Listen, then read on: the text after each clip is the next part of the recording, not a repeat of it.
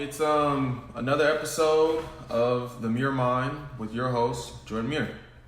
Today's podcast will be, I made a little list. Last time I was just kind of just running through things, and though that's fun, I like to hit certain, topics, as well as in the comments, if you have any topics you would want me to speak on, just drop them down there and I'll try to get to them. But in today's podcast, we're going to be talking about the dangers of unprotected love, the double-edged sword of success, the benefits of exploring oneself, aka safe, keyword safe, sexual promiscuity, the art of manipulation, and acting oblivious. Okay, we're going to start with the dangers of unprotected love. So when I say the dangers of unprotected love, this is what I mean. When I was young, I've gone to many Catholic, extremely religious schools where, we're not even gonna touch on, how they tell you like sex and sex ed and stuff like that. But the gist of it is essentially, if you have sex, you're gonna get this STD, or you should just wait until marriage and yada yada yada. When the truth is there are a lot of STDs out there, and I'm not really one to say wait on marriage, but whatever floats your boat. But something that I feel like isn't really harped on the way it should be harped on when it comes to teens and young adults is who you give your affection and your heart to.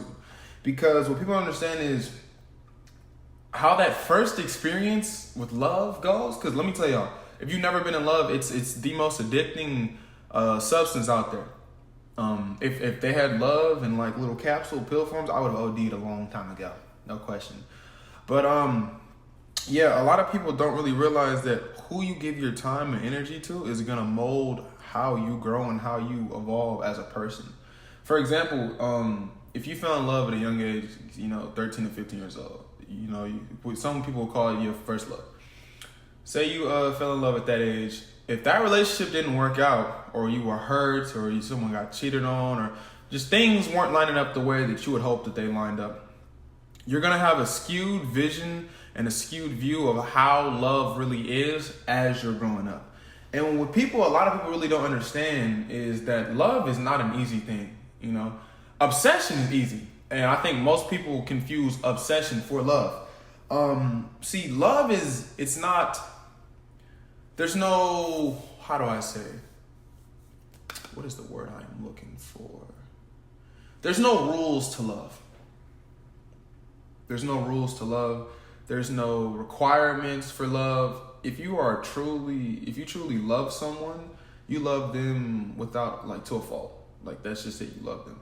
Now, you can love someone without being in love with someone. We can have platonic relationships between male and females, guy and guy, girl and girl. And then you can also have romantic relationships where you are also in love with someone. Now, see, the dangers of being in love with someone is you put on these glasses, and I call them the dumbass glasses.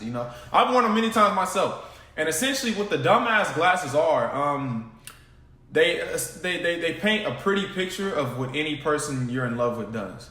So say you're in an abusive relationship, right? That person may be physically, emotionally, mentally. They're abusing you in some way that an outside source can look at and, from the outside looking in and see that that's not right. But you actually, firsthand experiencing it, you're going to come up with every excuse in the book. Oh, you just don't know him or her. Oh, they're not usually like this. Oh, but you don't see their good sides. And the thing is, you have to ask yourself, if you always have to come up with an excuse why you should stay with someone, should you really be with that person? Just really think about it. Right now, just think about whatever relationship you're in right now. Why are you with that person? Is it a financial gain? Is it a physical benefit? Do you actually enjoy being with this person? Have y'all even had an argument yet? Most people get into relationships and don't even you've never even seen your partner on a bad day. Because it's easy, that little honeymoon stage shit is easy as fuck. You feel like you're on fucking cloud nine. You're walking around. It feels like you're floating. Everything. It's like D&D. It's like an ecstasy. You just feel high. It just feels good. But have you gone through those bad days? Have you had to truly deal with, say your partner is like me and suffers from a plethora of mental illnesses. Have you dealt with them on one of those episodes? Or do you just push them aside when you don't want to use that person anymore? And I say that to say this. Loving someone the right way is a full-time job. And I feel like at a young age, you shouldn't really put yourself in a position to have to fully commit to one person. Now, again, the heart wants what the heart wants. You don't really get to pick and choose. But what I'm saying is be careful on who you lend it to, because there's a lot of evil people out there that will prey on the kindness that you feel like you're just giving out because you're a good person. You could genuinely be a good person, but a lot of love also comes from a lack of what we didn't get as a child. Like for me, I didn't get a lot of hugs as a kid, and so I grew up hating or telling myself that I hated physical affection because of there was a shortage of it. So I had to train my mind to hate it so that I wouldn't miss it. But the truth is, physical touch is my love language. So whenever I'm with a partner, I want to be around them all the time, and I use things like sex, but it's not really the act of sex for me. It's the intimacy of being close and touching my partner. That's for me. And I know there's some people, quality time is their love language. Praising, gratitude, gift giving. There's many things that one could fall into of what's really your love language. And I don't think anyone truly knows what their love language is besides themselves. Your friends can give you this and therapists can say that, but deep down you know what you enjoy, and it may even be like a subconscious thing, and you gotta just start looking at yourself like, what do I really enjoy? Okay, that was nice. Okay, I didn't like that so much. And another thing, we got to start speaking out to our partners. Communication is key. Let me say that. Communication is most definitely key. A lot of people nowadays, they look to social media and they see all these fake ass fucking relationships. And what you have to understand is, most of these people on social media that post all this beautiful time, we've never had any argument. One, it's either a blatant lie, or they're simply together for financial gain because on social media they look better together than single. So please, ladies and gentlemen, do not look to social media as a fucking foundation of what you feel a relationship should be like. Because in a relationship, you're gonna have your ups and downs. There's gonna be disagreements, arguments. Now, what is not a part of, we can say what is a part of a relationship: arguments, ups and downs, disagreements, such and such. What is not a part of a relationship and should not be accepted within a relationship: abuse, cheating, emotional cheating, and just a lack of affection. That should not be tolerated. And when I say emotional cheating, this is what I mean.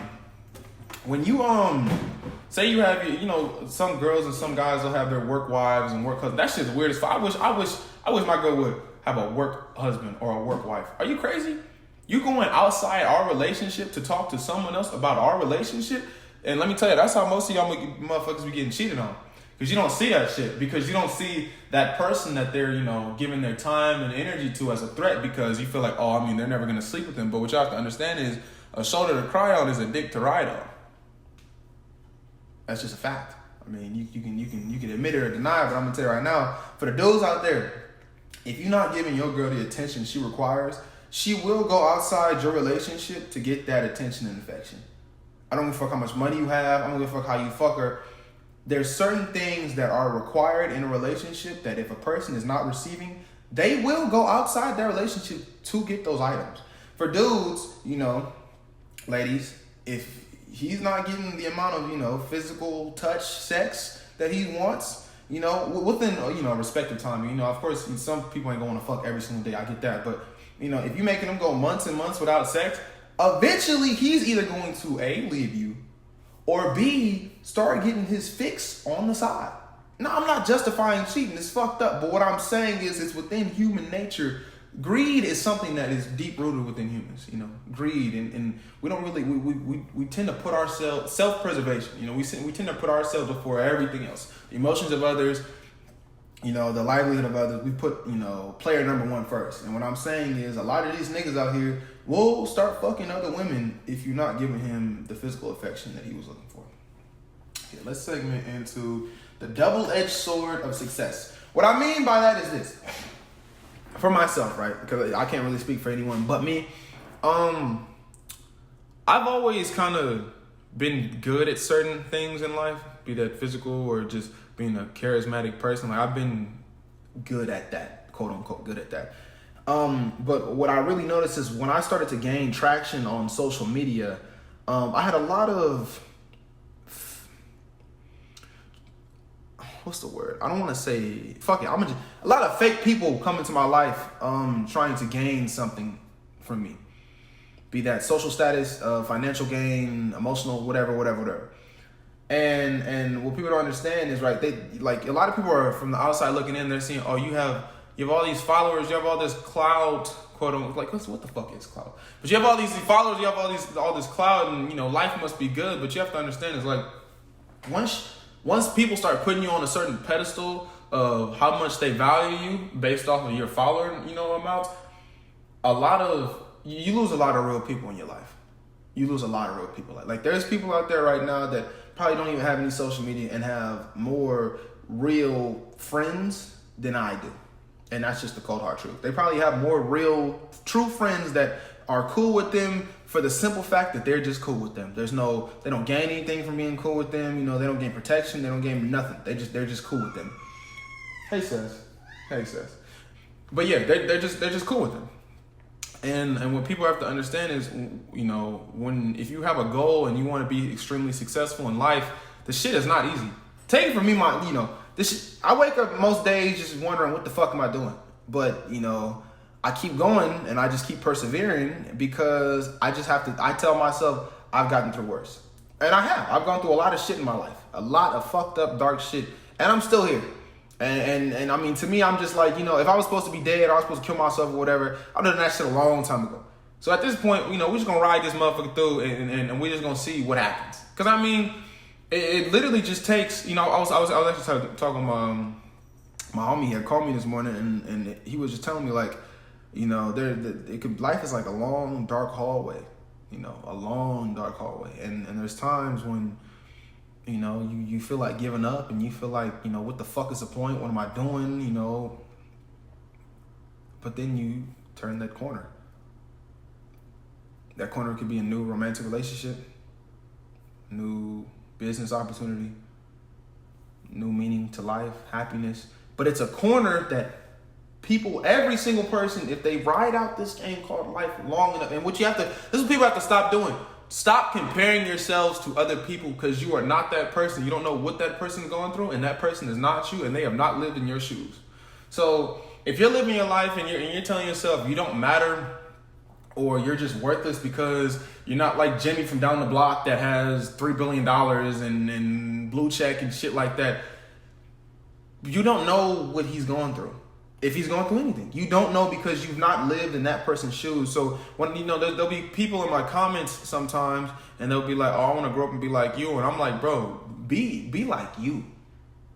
There's already a me. There's already a Jordan Mure on this world. You feel me? But there's only gonna be one of you. I don't give a fuck if you're a twin. There's only going to be one version of you with your specific personality. That's it. So just try to be the best version of yourself you can be and just keep it fucking pushing. I mean, Disney's a really fucked up corporation, but they had one catchy ass, phrase, and that's just keep switching. Just keep swimming. Was that Disney or Pixar? I don't fucking know. It was one of them, goddammit, okay? Just keep swimming. Just keep fucking swimming. That means day by day, you just gotta keep pushing and pushing on the hard days. You gotta keep pushing on the fucking horrible days. You gotta dig deep. And just keep going. I know there's a lot of people out there right now, you probably lost a loved one, probably got fired, probably got your heart broken, and you probably looking like, why the fuck don't I just suck a bullet out of Glock? And truthfully, I've been there before. This shit is hard. Telling yourself keep going. It's hard. When you feel like your friends don't fuck with you, how you feel like they should, when you feel like your relationship don't go the way that, you wish they did, when you feel like your family failed you, it's hard to keep going, yo. It's hard as fuck. But you gotta keep going. You got to. You owe it to yourself. Because I'm looking at it like this. You didn't go through everything you've gone through just to fucking quit now. What the fuck is the point? You should have been quit. If you look right now, fuck this. If you was gonna quit, anyone listening to this podcast right now, if you were going to quit life, you should have done that a long time ago. At this point, you owe yourself. You are in debt with yourself to become a better version of you.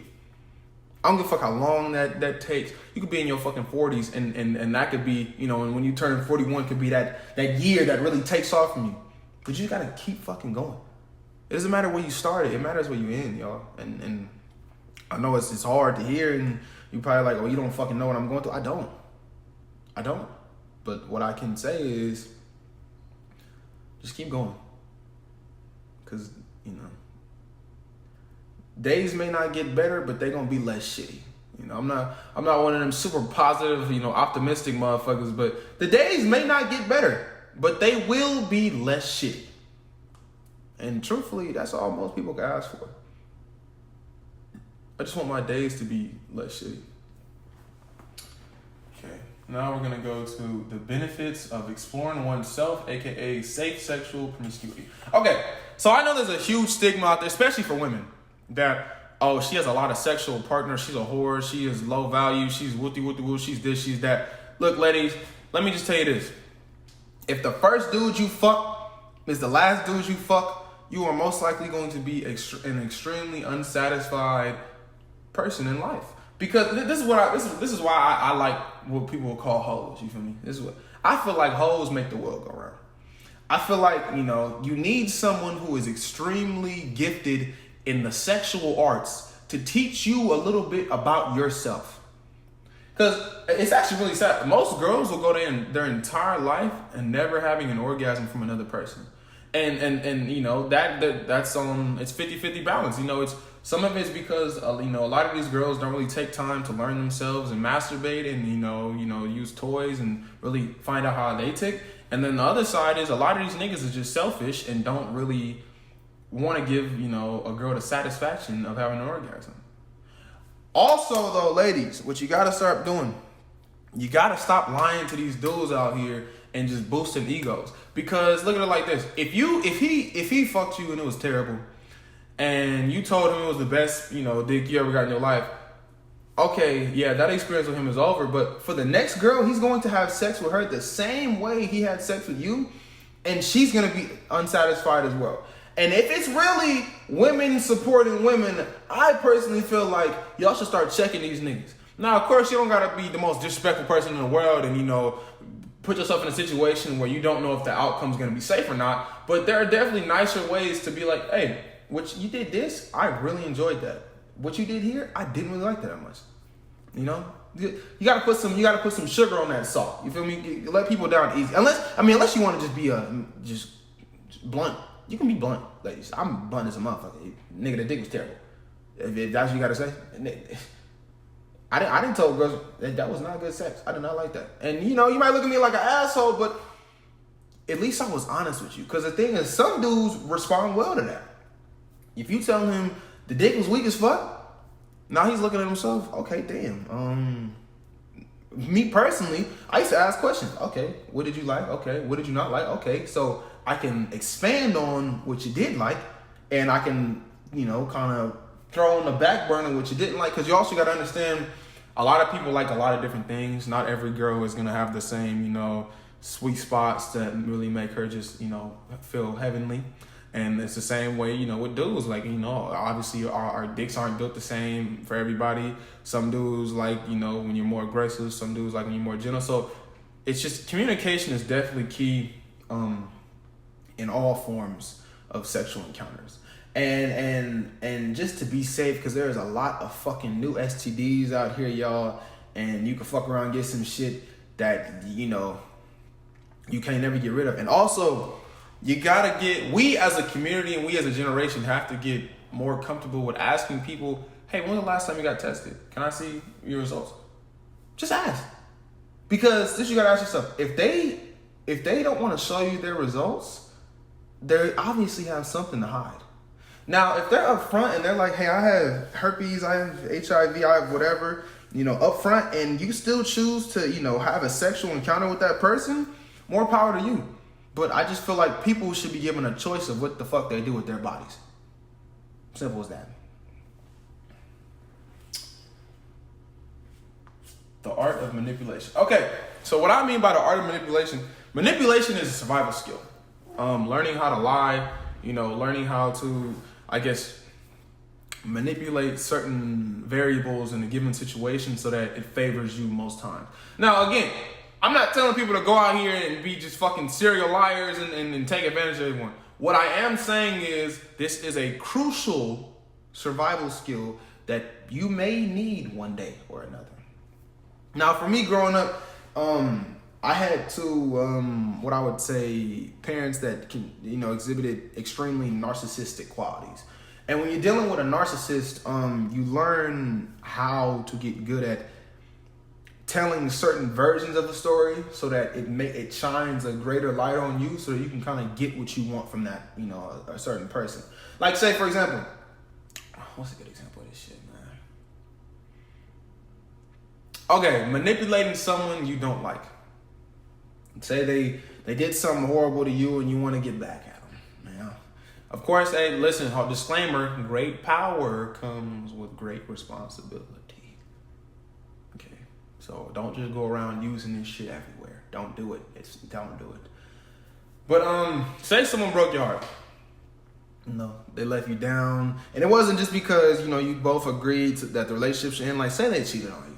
Did some foul, horrible shit to you. Like some unforgivable type shit. What you're gonna want to do is act like it didn't affect you. Act like you didn't care, and just go to them and just tell them, you know what, you may have been unfaithful, but I am willing to work this out because I truly love you. And they're gonna be taken aback because they're gonna, most people expect their partners, once you cheat on them, to leave. So once you get them in, they're lulled in, that's when you start to work. And what I call this is, it's like the spider and the fly. You're the spider, they're the fly. Them accepting your acceptance is them being caught in your web. Now that you have them in your web, you have a couple choices. You can either gain their, you can make them fall madly in love with you by just doing a lot of things for them, gaining all their trust and their affection, and then breaking it off out of nowhere, never talking to them again, which leaves them kind of like a crackhead fiending for more affection that they'll never get back from you. Or if you're a petty motherfucker like me, because, y'all, I'm not, like I say, I'm going to say this every time, I'm not perfect. I am not a perfect human being. I'm a petty fucker, okay? You can get with someone that they either really like or really hate. And in my experience, if you fuck someone that they really like, it hurts just a little bit more. But basically what you want to do is, you got them trusting you, they love you and shit like that. And you want to go to that person that they really like, and you want to just, you want to be like, hey, all right. You just kind of start spending more and more time with them. You just spend more and more time. You kick it and stuff like that. But the whole time, they don't know you're spending time with them. Now, you can play the long run game with this shit and do this for a couple years, right? Or you can do this like, quick and just kind of get it over. But the end goal is eventually for them to walk in on you fucking that person. Now, I know a lot of people are going to be like, just turn the other cheek, yada, yada, yada. We take that up with God, okay? He may forgive, I don't. I don't forgive, I don't forget shit, okay? And if I act like I forgot some shit, you should watch out for me, because I don't forget a damn thing, okay? I'm a very vengeful person. Extremely vengeful. But again, use these tactics carefully. Don't get yourself hurt out here. Some people like to cheat and then still like to beat after they catch you cheating. So be careful. Another thing that was one form of manipulation. Another form of manipulation that I am not proud to say that I have done at one point in my life. It's called love bombing. If you don't know what love bombing is, essentially if you want someone to really fall madly in love with you, like really like you, you overload them with attention in the early stages of your relationship. You overload the fuck out of them. Overload. Texting them 24/7 to where they kind of create a codependency is created between them and you. And then at one point you just sever that connection. and you just start getting slower and slower and less replies. Until eventually they are almost begging for your attention. Now, well, again, I'm not proud that I've done that before, but I have done that before, and it works 9 times out of 10. I wouldn't do this tactic with someone you actually want to have a long, lasting relationship with, because the effects of love bombing, usually it's, the same way you see someone with an addiction, it's that same way. So it's like, this is you do this with someone that was, kind of treated you like shit and you want to get back, or you don't do this with someone you actually have true, a love and affection for, essentially. But yeah, remember, be safe with the shit, be careful, because you'll make a lot of motherfuckers crazy out here, and then you're gonna be fucked off. And don't be like, oh, it's because Jordan. No, Jordan told you be careful with the shit. Okay. Anyway, into our final segment, which is acting oblivious. When I say acting oblivious, y'all, this is what I mean. I know there's a lot of things that go on this planet and in this world that aren't talked about, aren't meant to be talked about, are put in plain sight. A lot of shit that those with more power than myself may not want you to know about. And I have this saying, sometimes in a world of wolves, it is best to act like a sheep. And what I mean by that is this: if you peep game on a situation, whatever that situation may be, sometimes it's best to act like you didn't peep game. Because on the one hand, you can continuously gain more information if you act oblivious. People won't, you won't raise suspicions. And 2, you can actually keep yourself out of a lot of harm's way if you act oblivious. Because a wolf doesn't see a sheep as a threat, but a wolf will see another wolf as a threat. And so sometimes you gotta be a wolf in sheep's clothing. Take that how you want to take that. But yeah, this was another episode of The Mure Mind. Gonna be on Apple Music, YouTube, wherever you guys are seeing us at. Make sure you I guess you like it, or you do something. I don't give a fuck. I just like talking to myself and y'all like listening. So I mean, I'm gonna try to do daily uploads and shit. And yeah.